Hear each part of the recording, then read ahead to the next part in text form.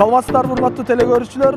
Бул биз турган жер Жалал Абад облусунун кире бериш жери. Мына өзүңүздөр көрүп турасыздар.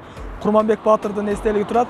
Биз бүгүн бул жерден ушул кыргыз элинин желегин дүйнөдө, Азияда желбиретип келген инибиз ошол Элдияр мырза менен маек куруп сиздерге көрсөтүү даярдамакчыбыз. Анда эмесе Элдияр, көрсөтүүнү баштасак, азыр кайсы жакка барабыз? Азыр ошол өзүбүз туулуп өскөн Сузак районуна караштуу Карадарыяна барабыз. Ошол өзүбүз белекке алган, ошол тренерибиз подарка кылган машина менен барабыз. Өзүм алып барам сиздерди. Бул өзүң машыктыруу үчүн белек кылды. Машыктыруу үчүн белек кылдым. Анда эмесе урматтуу телекөрүүчүлөр, биз азыр ушул Элдияр мырзанын кантип ушу дүйнөнүн чемпиону болду, Азияны кантип багындырды, деги эле спортто кандай ийгиликтерди багындырды, чогуу сиздер менен маек курабыз. Анда эмесе Карадарыяга кеттик.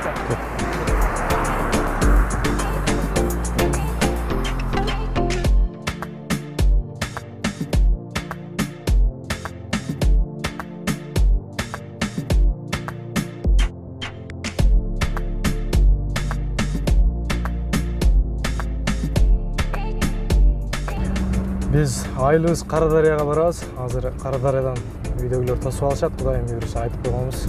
Сен күндө ушул Карадарыядан шаарга келип машык турасың? Кээде ошондой деле учурлар болот. Основной Жалал Абад областында жашайм. Жалал Абад шаарында.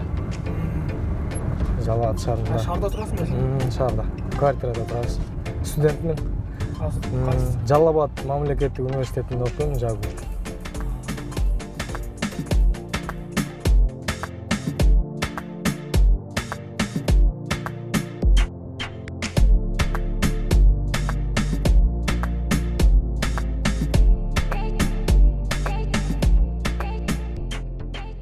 Ушул жерде төрөлүп өскөм, Карадарыя балбандардын мекени. Ушул Карадарыяда туулуп өскөм. Ким чыккан балбандардан? Чынында аябай Карадарыя ушул өзү спорт менен тагыраак алыш күрөш боюнча ушу аты чыккан да.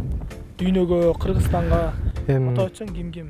Биринчилерден болуп Карадарыяны тааныткандар ушу таппанча палвандар болгон. Ибрайым Музаков. Анын ортолугунда палвандар көп чыккан. Атап кетсек, палвандар өтө эле көп чыккан. Байман Эркинбаев, Чыңгыз Аканов, Нурбек Акановдор ошол дүйнөнү багынткан. Ошол палвандар көп жакшы чыкты. Негизи бала кезден эле баары чогулушта эле күрөшүп, ушундай нерселер кылып эле основной бизде бел күрөш болгон үчүн ошо Карадарыяны ошо балбандар тааныткан деп ойлойм. Сага ошол балбандар түрткү болду же үй бүлөңдөн бири? Мен алар деле түрткү болгон негизи. Основной өзүмдүн акем Муктар Сексенбаев Муктар акем чоң палван болгон ал деле. Анын себептерге байланыштуу кичине травма алып калып, спорт таштап койгон. Ошол акем аркасынан чыгам деп, ошол акем кылган жетем деген жерлерине жетем деп ошо аракет кылган. Үй бүлөдө да бар турбайбы? Ошо үй бүлөмдө чоң акем да спортсмен, атам да спортсмен болгон. Чоң палвандар. Азыр эми шаарда туруп калсаң, эми бул жакка келип анча-мынча машыгууларды өткөрүп турасыңбы же? Биз основной шаардан бул жакка келгенде мен адырга чуркап, ошо айылда кылам тренировканы, ушул жактарга чуркап, өзүм тушка чуркап, ушул тренировка путка основной формага келиш үчүн адырга чуркайбыз. Тоого карай путка жакшы экен да? Путка жакшы тоого чуркан. Урматтуу телекөрүүчүлөр, мына биз турган жер ушул Жалал Абад областынын ушу Карадарыя айыл аймагы. Бул жагы коңшу өлкөбүз, ушул мамлекет Өзбекстан мамлекети. Бул жерде айтууларга караганда бир канча жыл баштап ушу биздин өлкө башчылар ушул канчалаган жерлерди сатып жиберген деген кептер бар. Негизи аябай жакшы жер экен бул Карадарыя, өзүңүздөр билесиздер. Өлкөбүздү деги эле көп экспортко дагы ушул жерден күрүч чыгып турат. Күрүч менен өлкөбүздү камсыз кылып турат. Күрүч да эгесизби? Күрүч бизде сөзсүз эгилет. Ар бир үй бүлө эгет. Күрүч болот дегенде өздөрүнүн жегилке эгет. Анан гектарлаган жерлерде эгет. Ошо основной бизнес ошо күрүч менен болот бизде. Айтайын дегеним, спортчулар көбүнчө күрүч жейт деп айтышат да. Жанагы деп коет го, бизде эртемен да аш, обед деле аш, кечинде деле аш дегенде. Карадарыялыктар, основной аш. Пайдасы барбы спортко негизи? Аш Кандай пайдасы бар? Күрүштүн бир жагы жакшы, весиң көтөрбөйт, весиңи түшүрбөйт дагы, ортодо алып жүрөт. Жакшы диеточный тамак деген. Салмак кошулуп кетсе дагы мисалы өзүңөн мындай көлөмү чоңураак адамга түшүп калышы мүмкүн да, каршылаш чоң болсо. Сөзсүз ооба. Ал жагынан пайдасы бар экен. Бар жагынан пайдасы бар. Азыр анда эмесе ушул үйүңө барып ушул телекөрүүчүлөргө жетишкен ийгиликтериңи, ушул медальдарыңды тааныштырып өтсөң кандай болот? Жакшы болот, ошол азыр барып көрүштүм ошол.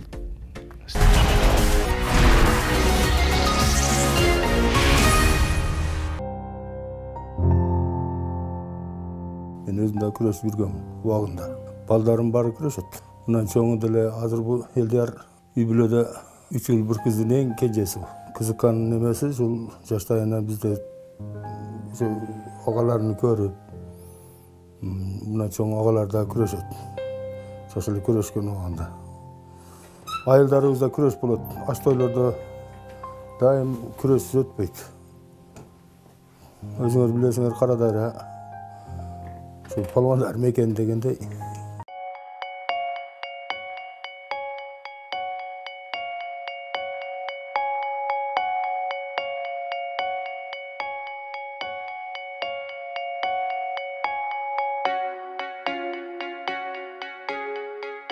Мен үчүн бул медалдардын ар бири өтө чоң мээнеттер менен келген.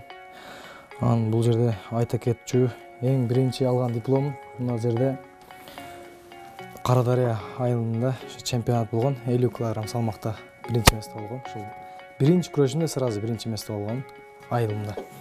Анан кийин медалдарды ала баштагам. Медалдардан эң биринчи жолу мына Жалал Абад областынын Аксы районунда Кичак жолдо ошол турнир болгон, областной.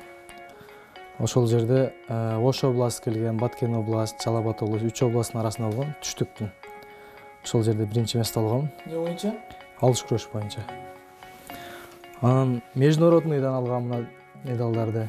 Анан мынаны 5 мамлекеттин арасында Абсамат Масалиевдин турниринде биринчи место алгам. Анан мыналар Кореяда өтүп келдим. Жакында 2019-жылы өтүп кеткен жыл. Ошол 70 кг салмакта 3-чү место болдум. Ал жакта анан казак күрөшүнөн дагы мынакей. Казак күрөшүнөн дагы 80 кг салмакка чыгып, ал жерде дагы Азияда казак күрөшүнөн дагы 3-чү место болдум. Бир эле турнирде 2 Ооба, 2 күн аралыгында 2 медаль алдым. Кыйынчылыктар болду, эми сразу 70ке түшүп эле казак күрөшкө 80 кг салмакка түштүм. Эртеси күнү чоң балдар менен сыхбатка кылдым. Ошо жакшы болду, ийгиликтүү болду. Казак күрөш менен кыргыз күрөштүн айырмасы, алыш күрөштүн айырмасы, казак күрөштө кур жок. Кийим менен эле уже жүздө сыяктуу күрөшөбүз. Кармашып эле, кийимдеринен кармап деле чапсаң болот. Алыш күрөштө бизде курдан кол чыкпайт. Эми эки спорттун тең өзүнүн татаал жерлери болот. Эми жакшылап үйрөнсө, жакшылап машыкса, результат кылса болот да. Бул медалды ошол эң медалдарым ичинен эң кандай десем, мени сүйүнткөн спорттун эң туу чокусу болгон чемпионат мирада уттум. Ошол Казакстан Республикасынын Нур-Султан шаарында өттү. Аябай чоң деңгээлде өттү, 27 мамлекет катышты. 27 мамлекеттин ичинен 4 схватка өткөрдүм, 4 күрөш өткөрүп, алардын ичинен полуфинал, финал өтө аябай күчтүү деңгээлде өттү. Полуфиналда россиялык чемпион Мира бала менен күрөштүм. 2016-жылы 3 эскертүү менен айдалып кеткен бала менен күрөшүп аны уттум. Кыйынчылыктар болду, бирок ошого карабастан кыргыз элими, жерими, намысын коргоп биринчи место алдым. Биринчи местога күрөшкөндө аябай бир чочуу болуп аттым, мындай. Если утулуп калсам жаман болот, Кыргызстандын желегин көтөрүшүм керек деп намыс менен күрөштүм, иранец бала менен. Судья система тараптан акырында жок жерден 2 балл берип койду. Анан 5-3 эсеби утуп кетип аткан болчу. Анан 5-5 болуп калып, 2 секундда убакыт калды. Анан 2 секундтун ичинде эми 2 секундда да отработкада да иштеш кыйын негизи. Анан ошол жерде 2 секундтун ичинде почти тазага чабып салдым. Анчы ошентип Кыргызстандын желегин желбиретип, гимнин ойнотуп, ошентип Кыргызстанга алтын медалды алып келдик. Ошол бул медалдарга жетиш үчүн ата-энемин, кыргыз элимин, тууган уруктун дубалары менен, тренерлеримдин берген мотивация сөздөрү менен ошол утуп келдим. Ошол рахмат чоң.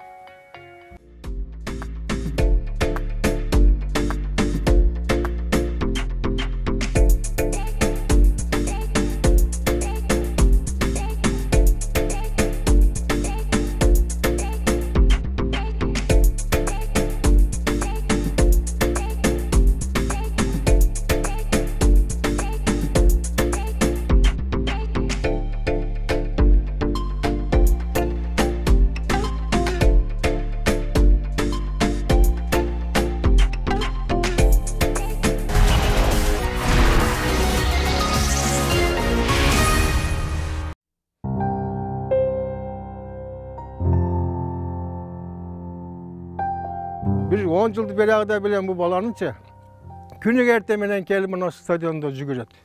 Maşıgat 2 saat maşıgıp durup kayranan жүгүрүп ketedi. Aralığı o 1,5 şakırımça var bunun üyü menen mekteptin aralığı. Günü oşonday bolup жүрүп mana natijasını Allah berdi. Çempiyon bolup geldi dünyada. Hem biz Kuda kalasa şunday balдар menен sıymıktanabız. Mundaylardan daha köp çıkışına Allah'dan tileybiz. Allah'ım daima şu mektebimizge, bizi cemaatibizge şunday palvan, erjürek balдар nasip etip, dünyada köp yol tanıtkan baldardan çıkışını Allah'dan tilep kalabız. Uşunday baldardı körüp mana o baldar. Şulardı körüp, şulardı arkasından erçiydi de.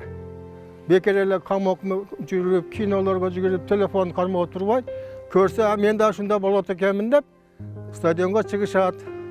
Şu Eldiyar'dan çempiyon bolup kelgeninden başlap stadionga da ertemenen balдар köpeyip kaldı. Şunun natijası da.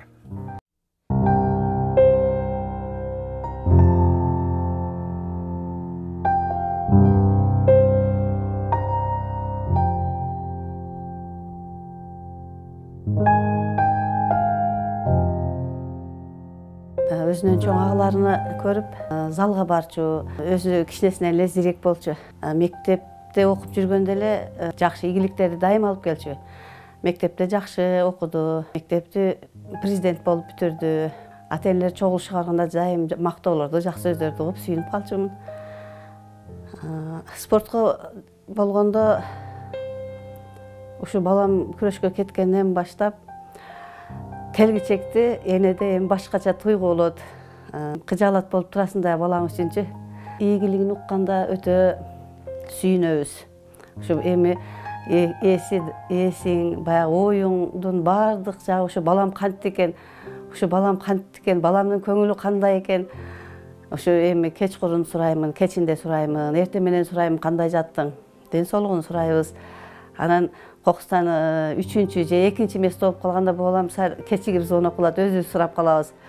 Капа болбо, ошол 2-чи, 3-чү орунга жетүү өзү чоң ийгилик деп муну жоошуп калчу элек.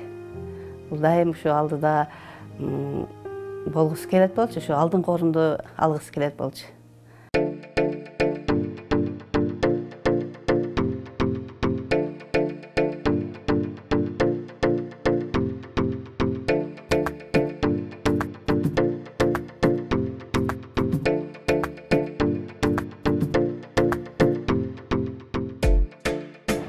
Бұл Сексенбаев Элдияр ушул учурда Эздишор Исхак Разаков спорт мектебинде тренер болуп дагы иштеп атат. Өзү действующий чемпион, өзү аябай тырышчаак, өзү аябай баягы эмгекчилик неме болгону менен ушундай жин немелерге, результаттарга жетишти. Биринчи жолу дүйнөнүн чемпиону болду. Буюрса Элдиярдан үмүтүбүз чоң. Ушул учурдан пайдаланып бардык спорт агенттигинин директору Аманкулов Канат Маратовичке чоң ыраазычылык билдиребиз. Элдиярдын жеңиши биздин Исхак Разаков спорт мектебине дагы аябай чоң результат болуп, ушу биздин мектептен дагы кичинекей мектеп болгонуна карабай ошо дүйнөнүн чемпионун чыгардык. Урматтуу эле көрүүчүлөр, биз турган жер Исхак Разаков спорт мектеби. Элдияр мырза, сен ушул жерде машыгасың да? Ушул жерде машыгам. Кимдердин колунда машыгасың? Качантан бери машыгасың? Мен 7 жыл болду ал жерге келгениме. Ошол Акам Нурбек жана Чыңгыз агайлардын колдоруна башкам. Ошол тренерлерим. Нече Жеке тренерим Акам Нурбек. Нурбек, баягы универсиада чемпиону да. Универсиада чемпиону. Сенде да ошол максат барбы? Ооба, Кудайым буйруса, ошол биздин айылдан Нурбек Аканов чемпион болгон, ошол чемпион мира болгон. Ошонун аркасынан жетебиз аракет кылдык, болдук. Эми Кудайым буйруса университеттер аралык ошондой бир универсиадалар утканга аракет кылабыз. Чоң-чоң ошол байкебиз уткан деңгээлдерге жетишке аракет кылабыз. Азыр убакыт боло элекпи, силердин машык учуруңар келе элекпи? Азыр саат 7-де болот. 7-ге чейин азыр ушул жерде даярданып кичине нары бери кылып турабыз. 7-де балдар келет, 7-ден 9-га чейин тыйып коет. Эмне себептен эми ушул Акановдорду тандап алдың? Ушул Нурбек Аканов, Чыңгыз Акановдордун колунан эмне себептен келдиң? Же мындай элге авторитети сиңип кеткен үчүн келдиңби, же мындай машыктыруусу жакшыбы? Жок, албетте машыктыруусу жакшы. Анан өздөрү көрүп келген, өздөрү көргөн, өздөрү чыккан жер. Эми албетте өздөрү көрүп, өздөрү чыккан жерге окуучуларым дагы аракет кылып чыгарат деген ойдо келгенмин. Ошол бир жагынан өзүм акелерим болот, айылдаш акелер. Сен купулуңа толот машыктырган, э? Купулума толот. Эми ошол башка суроого өтсөк да, мисалы биздин Кыргызстанда спорт менен жашоо чынында кыйын да. Мисалы мамлекет төлөп бере албайт, анча мындай толук жеткиликтүү төлөй албайт. Эмне себептен спортту тандап алдың? Өзүң спесиң эмне? Адистиги. Мен адистигимди эле ошо дене тарбияда окуйм, физкультурныйда. Ошол спорт тандаган негизи жаш кезимден эле ошо спортко жакын адаммын. Устачылык же болбосо башка нерсе колуман келбейт, серьезно айтканда. Анан спорт тренерим да айткан, спорттун акырынан баары болот депчи. Спорттун артынан. Спортто кимдерге кызыкчылык айтасың? Ошону телебөрчүлөргө айтып кетсең. Спортко мен жетелеген ошол Акам Нурбек агайыма, ошо Чыңгыз агайыма тренерлерим. Анан бир туугандарыма, Муктар, Аскар, ата-энеме, тууган уруктарга ушул баарына чоң ыраазычылыгымды билдирем. Кыргыз элине. Өзүң каалаган максаттарга ушу жетип атасыңбы ушул спорт системасы аркылуу? Жетип атабыз, ошол Кудайым буйруса акырын баары болот атат. Келечеги кең, мээнети дагы жакшы. Ушул тренировка кылып атканда дагы айтканың айткандай кылып, көңүл буруп, түшүнбөгөн жерлерин келип сурап, ушул өсө турган балдар негизи ушундай болот. Мен бунун жеке тренери болуп эле эмес, агас катары барсы мен түшүнбөгөн нерселерди отургузуп айтып деп, мындай жерде мындай иштеш керек, судействого мындай болуп атканда судействого сүйлөбөш керек. Сенин оюң өйдө только башың менен күрөшүң керек деген сөздөрдү көп айттым бул иниме. Ушул чемпион мир болду деп бир автоунаа белекке бердим. Ошону дайым бул баланы эми биз стимул болсун дедик да, жаштаргачы. Стимул болсун, шуну карап bundan keyingi поколение өссүн. Бир эле мен чемпион болуп, менден кийин Элиш чемпион болуп, Элиштен кийин токтоп калбастан кийинки поколение дагы ошо Элишти көрүп өсө турган болсун деп ушул Элишке белекке бердик.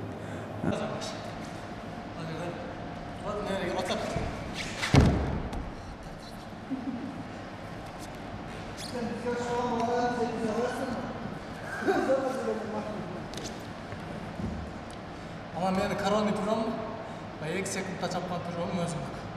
Mesela dizemem. Al, otursam. Şunday dengeli jattı. Oşu жерде 2 sekundun içinde. Lan sağ alış degende эле ошол жерден токтодум да.